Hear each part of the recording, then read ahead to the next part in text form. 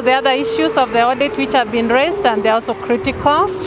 I'm therefore going to issue the summons against the 4 who have been mentioned, starting with Paul Wambogo, the Chief of Staff, Nyeri County Government,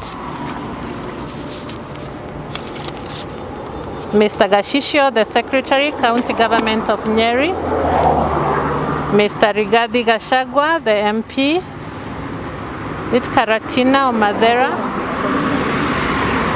and His Excellency Governor Mũtahi Kahiga, the Governor Nyeri County, and the IO, Mr. Nyuguto.